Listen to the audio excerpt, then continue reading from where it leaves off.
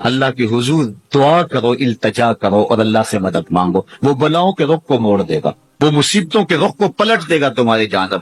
لیکن جب تم یہ مزاج نہیں رکھو گے تو مصیبتوں پر مصیبتیں آتی رہیں گی۔ حضرت موسیٰ علیہ السلام کے پیٹ میں درد کا احساس ہوتا ہے تو وہ طور پہ چلے گئے، کیسے جلیل القدر نبی تھے، اللہ سے ڈائریکٹ رابطے تھے، اور جا کے کہا مالک میرے پیٹ میں درد ہو رہا ہے۔ اللہ اکبر۔ وہ گھر کے نجی معاملے بھی رب سے ڈسکس کرتے تھے، اور کوئی جو ہے وہ ایسی چیز ہوتی وہ بھی رب سے ہی عرض کرتے تھے۔ کہا میرے مالک میرے پیٹ میں درد کا احساس ہو رہا ہے، دوائی کی پوری لینی ہے تو وہ بھی جا کے کوہ طور سے رب سے ہی لیتے تھے۔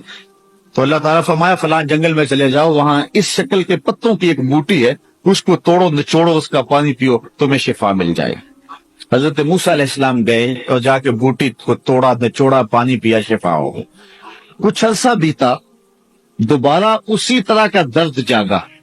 اب نسخہ تو ذہن میں تھا، کوہ طور پہ نہ گئے، اس جنگل میں چلے گئے اور جا کے بوٹی کو توڑا، اس کے پتے نچوڑے، پانی نکالا، پیا، لیکن درد اور زیادہ بڑھ جاتا۔ پھر دوبارہ آئے کوہ طور پہ، کہا مالک میں نے اسی درد پہ دوبارہ وہی بوٹی کا پانی پیا ہے لیکن درد بڑھ گیا ہے۔ کہا موسیٰ اب جو آئے ہو کوہ طور پہ پہلے ہی آ جاتے۔ تو عرض کی مالک بوٹی بھی وہی اور درد بھی وہی۔ فرمایا سب کچھ وہی ہے لیکن پہلے میرا حکم تھا، اب میرا حکم ساتھ شامل نہیں تھا۔ شفا بوٹے میں نہیں رکھی، شفا تو میرے حکم میں رکھی ہوئی۔ اس لیے ڈاکٹر کے پاس جاؤ، حکیم کے پاس جاؤ، لیکن شفا اللہ سے مانگو کہ شفا ہمیں دینے والا وہ ہے۔ وہ ایک وسیلہ ہے، ایک ظاہری طریقہ ہے۔ تو حضور علیہ الصلوۃ والسلام اللہ اکبر کیا خوبصورت ارشاد فرما رہے، حسنوا اموالکم بالزکات، اپنے اموال کو زکوٰۃ سے پاک کرو، وداووا مرضاکم بالصدقہ، اور اپنے مریضوں کا علاج صدقے سے کرو۔ حضور علیہ السلام نے ارشاد فرمایا کہ بندہ کہتا میرا مال میرا مال، اس کے مال تین ہیں۔ ایک مال وہ جو اس نے کھایا اور ضائع کر دیا، دوسرا اس کا مال وہ ہے جو اس نے پہنا اور پرانا کر دیا، اور تیسرا اس کا مال وہ ہے جو اس نے آگے بھیج دیا۔ فرمایا باقی اس کے وارثوں کا ہے، اس کا نہیں ہے۔ اس لیے ہم راہ خدا میں خرچ کرنے کا مزاج بنائیں، اس سے مال گھٹتا نہیں ہے، اس سے مال بڑھتا ہے۔ بلکہ جب راہ خدا کے اندر ہم خرچ کرتے ہیں تو ہمارا جو دوسرا مال ہے وہ بھی پاک ہو جاتا ہے۔ اللہ کے محبوب کا ایک فرمان سنیے جس کو حضرت حسن بصری رضی اللہ تعالیٰ عنہ بیان کرتے ہیں، حسنوا اموالکم بالزکوٰۃ وداووا مرضاکم بالصدقہ واستقبلوا امواج البلاء بالدعاء والتضرع۔ فرمایا کہ اپنے مال کو، اپنے اموال کو زکوٰۃ سے پاک کرو اور اپنے مریضوں کا علاج صدقے سے کرو، اور جب مصیبتیں اور بلائیں تمہارا رخ کریں تو پھر دعا سے اور اللہ کے حضور زاری سے اللہ کی مدد چاہو۔ آج ہم صدقے کا مزاج بہت کم کر چکے ہیں۔ کسی زمانے میں ایسا ہوتا تھا کہ جب کوئی بیمار ہوتا تھا تو سب سے پہلا کام لوگ یہ کرتے تھے کہ صدقہ دیا کرتے تھے، ڈاکٹر کے پاس پھر جایا کرتے تھے، حکیم کے پاس پھر جایا کرتے تھے، سب سے پہلے اس کی جان کا صدقہ دیا کرتے تھے۔ صدقہ قضا کو بدل دیتا ہے، تقدیر کو بدل دیتا ہے۔ صدقہ سے اپنے مریضوں کا علاج کا، اصل ڈاکٹر کے پاس جانا، علاج کروانا سنت ہے، اس کی ممانعت نہیں ہے، لیکن یہ بات ہمیشہ ذہن میں رکھیے گا کہ ڈاکٹر کے پاس دوا ہے، شفا نہیں ہے، شفا اللہ کے دستے کرم میں۔ اس لیے جب بھی بیمار ہو جاؤ تو پہلے صدقہ کرو اور پھر ڈاکٹر کے پاس جاؤ۔ اللہ اس صدقے کی، شیخ سعدی نے لکھا ہے، مطاف کے اندر کنکروں پر پیشانی رکھ کے ایک بندہ زاروں کے طرح رو رہا ہے اور کیا کہتا ہے، اللہ مجھے معاف کر دے ورنہ قیامت کے دن مجھے نابینا اٹھانا، تیرا کیا تیرے بندوں کا سامنا بھی نہیں کر پاؤں۔ اتنے درد سے روتا ہے کہ چلنے والوں کے قدم رکتے ہیں۔ سر پہ کپڑا ڈالا ہے، زاروں کے تار، سسکیاں لے لے کے، ہچکیاں لے لے کے روتا ہے۔ کوئی اس کے پاس کھڑا ہو گیا، اس کی کمر پہ ہاتھ پھیر کے کہتا ہے، حوصلہ رکھ، اللہ بڑا کریم ہے، اللہ معاف کر دے گا۔ خیر جب وہ شخص رو رو کے آہوزاری کر کے اپنے رب کے حضور یہ تمنائیں کر کے اٹھ کے جانے لگا تو اس شخص کو شوق تھا کہ میں دیکھوں یہ ہے کون۔ اتنا خوف خدا، اتنا ڈر رہا ہے، پتہ نہیں کون ہے، کیا گناہ کر بیٹھا ہے. لیکن جب اس صاحب نے سر اٹھایا تو اس کی چیخ نکل گئی، فائزہ ہوا شیخ عبد القادر جیلانی. تو یہ زاروں کے تار رونے والا شیخ عبد القادر جیلانی، ساری زندگی خدمت خلق میں بسر ہوئی، اللہ کے حکام بجا لاتے ہوئے، لیکن خوف خدا، خشیت الہی کا عالم. حضرت جنید بغدادی کے پیر ہیں حضرت سری سکتی رضی اللہ تعالیٰ کو، رشتے میں ماموں بھی لگتے ہیں. تو حضرت جنید بغدادی کو حضرت سری سکتی رضی اللہ تعالیٰ عنہ نے ایک دن وصیت کی. حضرت جنید کہتے ہیں میرے پاؤں تلے سے زمین سرکنے لگی. فرمانے لگے بیٹا جب میں مر جاؤں تو میری قبر بغداد سے باہر بنانا. میں نے پوچھا حضرت کیوں؟ لوگ تو بغداد میں دفن ہونے کو ترستے ہیں. کہا میری بدعمالیوں کی وجہ سے بغداد کی مٹی میری لاش قبول کرنے سے انکار نہ کرتے. الذین یبیتون لربہم سجدا وقیاما، یہ وہ لوگ ہیں جو اپنی راتیں سجدے میں اور قیام میں بسر کرتے ہیں. ہم تو 4 نمازیں تسلسل سے پڑھ لیں تو بے نمازیوں کو حقیر سمجھنے لگ جائیں، لیکن یہ کیا ہے، زندگی ذکر و فکر میں گزرتی ہے، سجدہ و قیام میں راتیں بسر ہوتی ہیں، لیکن عرض کیا کرتے ہیں، مالک ہم سے جہنم کا عذاب پھیرتے. آؤ میں اور آپ اپنے گریبان میں جھانکیں، اپنے من میں اتریں. اللہ نے ہمیں کتنی نعمتیں عطا کی ہیں، کیا کچھ نہیں عطا کیا. ہماری راتیں کیا قیام اور سجدوں میں بسر ہوتی ہیں. ہماری 5 نمازیں بھی پوری ہیں. اگر ہماری 5 نمازیں بھی پوری نہیں اور سجدہ و قیام بھی ہمیں نصیب نہیں ہے تو پھر افسوس ہے ہمارے جینے. جب کسی سے پیار پیدا ہوتا ہے تو پھر یہ آرزو مچلتی ہے کہ میں اس کے ہونٹوں سے سنوں کہ میں تم سے پیار کرتا ہوں. تو بندہ ہو کے پیار رب سے کرتا ہے تو پھر دل میں آرزو تو مچلتی ہے کہ کانوں میں کوئی نغمے رس گولے اور کوئی مجھے کہے کہ تم پیار کرتے ہو تو وہ بھی تم سے پیار کرتا ہے، تو زندگی کی ساری تھکن اتر جائے.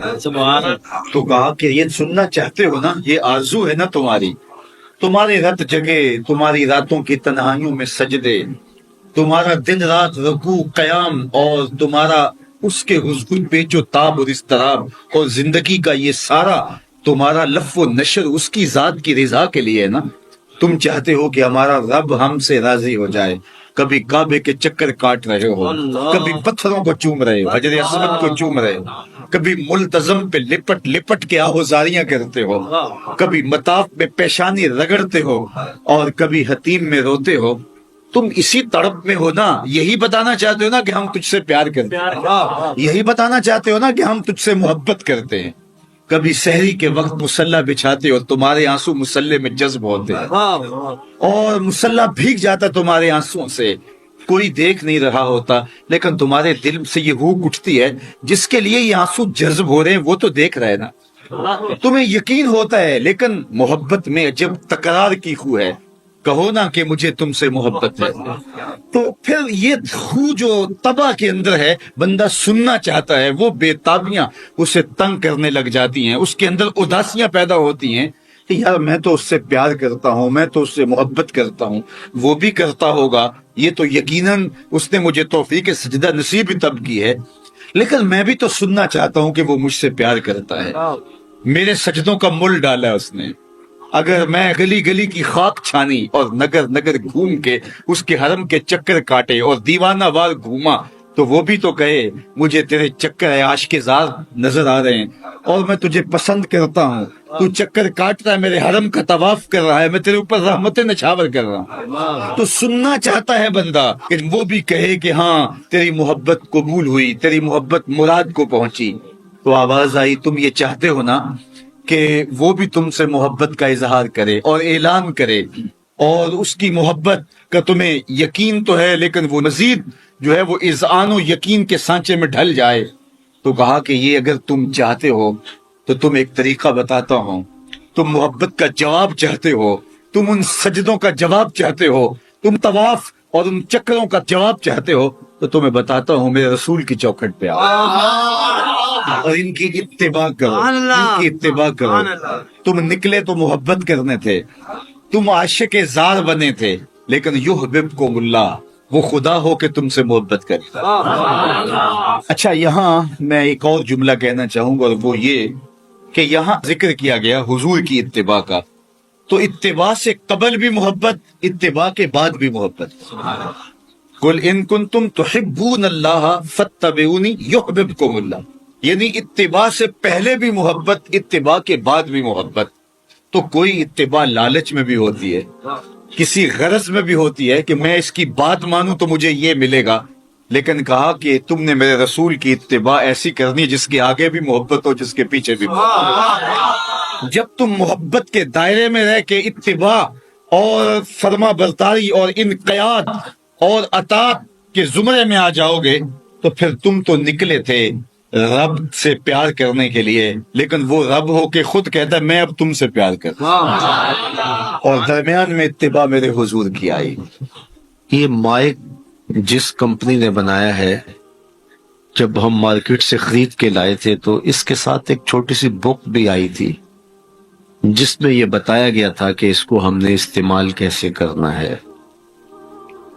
خرابی کی صورت میں اس کی اصلاح کیسے ہوگی، اور اگر اس کے مطابق ہم اس کو استعمال کریں، جس طرح کی بیٹری اس کے اندر آنی چاہیے تو وہ ڈالیں گے تو دیر تک اس کے فوائد اور ثمرات حاصل کرتے رہیں گے۔ لیکن اگر ہم اس کتاب کو جو اس کے ساتھ ہمیں ملی تھی، جس کمپنی نے اسے بنایا ہے، تو اس کا طریقہ استعمال ساتھ بتایا ہے، اس کتاب کو پھاڑ کے پھینک دیں گے یا اس کو لپیٹ کے کہیں اونچی جگہ پہ رکھ دیں گے اور اس کو اپنی مرضی سے چلانا چاہیں گے تو پھر اپنی مرضی سے ہم اس سے فائدہ حاصل نہیں کر پائیں گے۔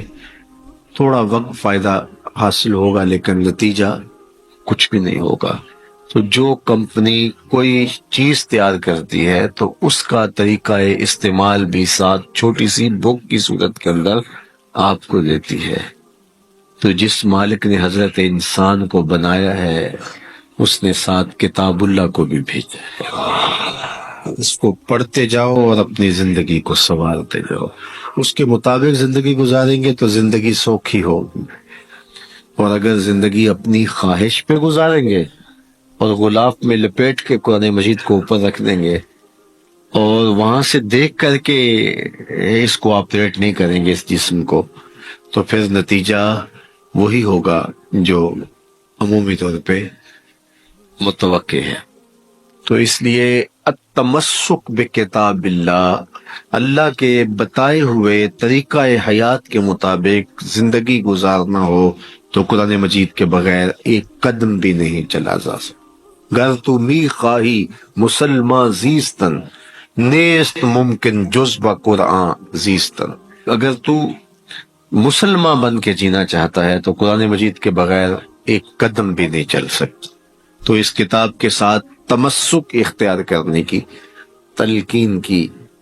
اللہ کے محبوب نے ارشاد فرمایا کہ میں تمہارے اندر دو بھاری چیزیں چھوڑ کے جا رہا ہوں، ان کو مضبوطی سے تھام لو گے تو کبھی گمراہ نہیں ہوگے۔ اولہما کتاب اللہ، ان میں سے پہلی چیز اللہ کی کتاب ہے، فیہ الہدی والنور فخذوا بکتاب اللہ واستمسکوا بہ، اس میں ہدایت ہے، روشنی ہے، اس کو مضبوطی سے پکڑ لو، اچھی طرح سے تھام لو، تم گمراہ نہیں ہوگے۔ یار جو شخص نابینا ہے اسے کیا پتا کہ یہ پھولوں کی بہاریں کیا ہوتی، جو پیدائشی نابینا ہے اسے کیا پتا ہے کہ آسمان پر بزم کواکب کے رنگ کیا ہے، اسے تتلی کے پروں میں قدرت کی صنائی کا کیا اندازہ ہو سکتا ہے، اسے مور کے پروں میں رنگوں کی مینا کاری کا کیا اندازہ ہو سکتا ہے، اسے پھوٹتے جھرنوں، بہتی ندیوں اور کوسے قضا کی رنگینی اور دھنک کی شوخیوں کا لطف کیسے نصیب ہو سکتا ہے، اس کو کیا پتا حسن کیا ہوتا ہے، اس کو کیا پتا جمال کیا ہوتا ہے۔ اسی طرح جس کے دل کی آنکھ اندھی ہے اسے کیا پتا ہے کہ جمال خدا کیا ہوتا ہے، اسے کیا پتا ہے کہ سجدے کی لذت کیا ہوتی ہے، اسے کیا پتا ہے رکوع اور قیام کا مزہ کیا ہوتا ہے، اسے کیا پتا ہے کہ روزے کا سرور کیا ہوتا ہے۔ تو اگر ہم اپنے دل کے میل اتاریں گے تو دل کی آنکھیں کھلیں گی تو پھر زندگی کا لطف آنا شروع ہوگا، پھر پتہ چلے گا اسلام کیا ہے، پھر پتہ چلے گا دین کیا ہے۔ اللہ اکبر۔ اسی لیے قرآن نے کہا من کان فی ہذہ اعمی فہو فی الآخرۃ اعمی واضل سبیلا، جو دنیا میں اندھا رہا کل قیامت کے دن بھی نابینا اٹھائے۔ اس سے ان آنکھوں کی بے نوری مراد نہیں ہے، دل کی بے نوری مراد ہے۔ اقبال نے کہا تھا دل بینا بھی کر طلب خدا سے، کہ آنکھ کا نور دل کا نور نہیں، آنکھ کا نور اور ہے، دل کا نور اور ہے۔ تو جس طرح آنکھ بے نور ہو جائے، آنکھ پر دھند، جالا، ککرے اور سفید اور کالا موتیا اتر آئے، تو ہم سب کچھ بیچ کر کے بھی آنکھوں کا نور خریدنے کی کوشش کرتے ہیں۔ تو یار کبھی اجڑے ہوئے دل کا بھی تو علاج کرواؤ۔ علاج تمہارے گھر میں پڑا ہے، راتوں کی تنہائیوں میں اٹھ کے قرآن پڑھو اور ساتھ رویا کرو، دیکھنا دل کے میل اترنا شروع ہو جائیں گے، اور دل کے پردے سے وہ غلاستیں جب اتریں گی تو پھر پتہ چلے گا کہ دل جمال یار کیسے دیکھتا ہے، دل کی دنیا کیا ہے۔ وچے ہی بھیڑے وچے ہی جھیڑے وچے ہی ونج مہانے ہو، 14 طبق دلے دے اندر تمبو وانگو تانے ہو، پھر پتہ چلے گا یہ دل دنیا کیا ہے۔ پھر اس کی تڑپ، اس کی بے چینی، اس کا اضطراب زندگی کا حاصل بن جائے گا۔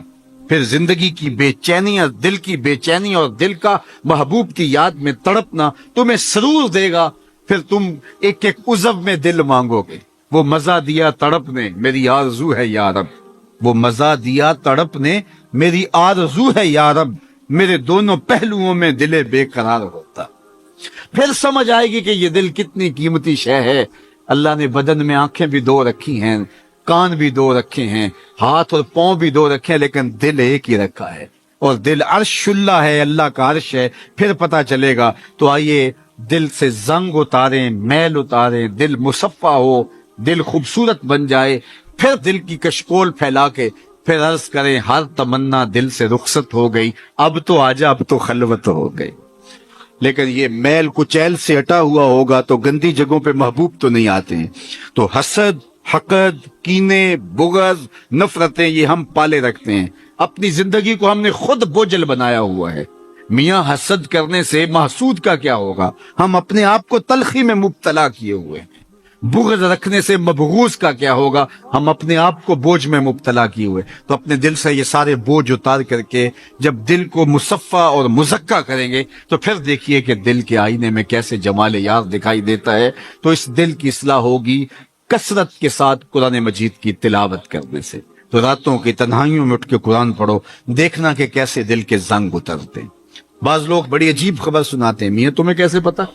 وہ کہتا ہے میں رات اچانک نیند نہیں آ رہی تھی تو ایک چینل کھولا تو اس میں یہ خبر چل رہی تھی، تو میں نے کہا تجھے نیند نہیں آ رہی تھی، تو نے چینل کھولا، کاش تو قرآن کھول کے بیٹھ جاتا، تجھے وہ دکھائی دیتا کہ تیرا اندر تیرا باہر روشن ہو جاتا۔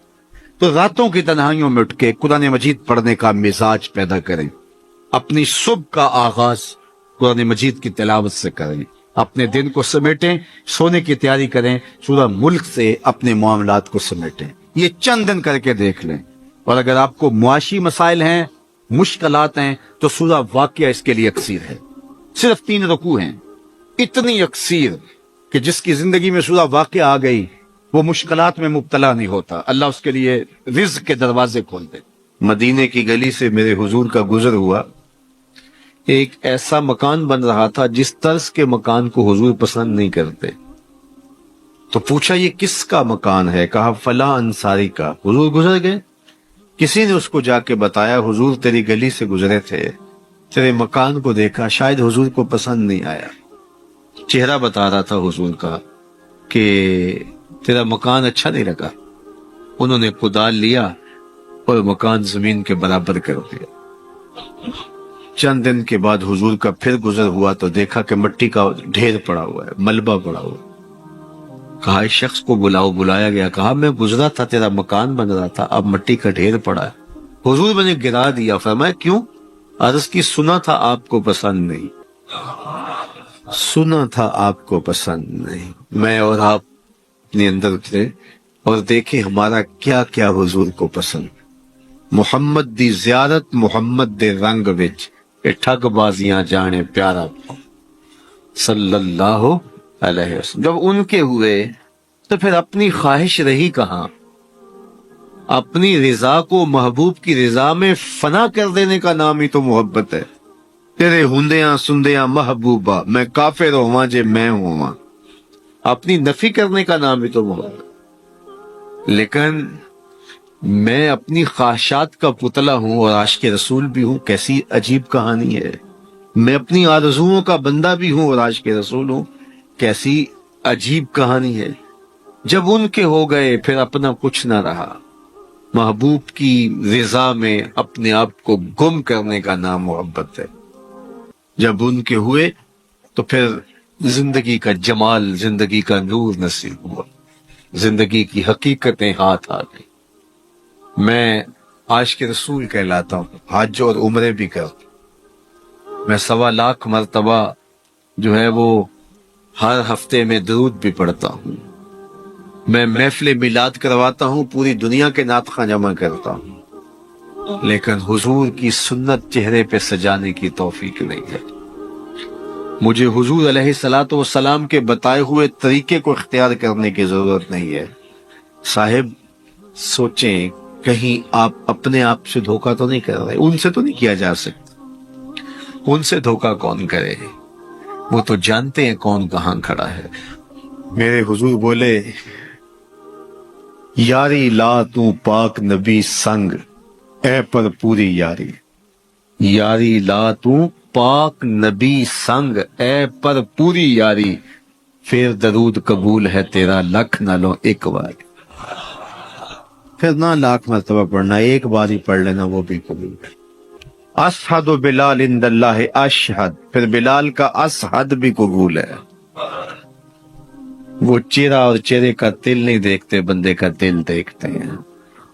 تو جب تم اپنے باطن کو حضور کے نام پہ لگاؤ گے تو پھر ایک ایک عمل ان کی سنت کی اتباع میں. یہ صوفی کی علامات ہیں. رنگ برنگے کپڑے پہن لینے سے صوفی نہیں بنتا. مختلف رنگوں کے پٹکے باندھ لینے سے صوفی نہیں بنتا. صاحب بھنگ گھوٹ کر پینے سے صوفی نہیں بنتا. ڈھول کی تھاپک پر ناچنے اور رقص کرنے سے صوفی نہیں بنتا. مختلف تصوف کی اصطلاحات کو یاد کر لینے سے صوفی نہیں بنتا. محمد عربی کی غلامی سے صوفی، حضور کی چوکھٹ کی فقیری سے صوفی بنتا ہے.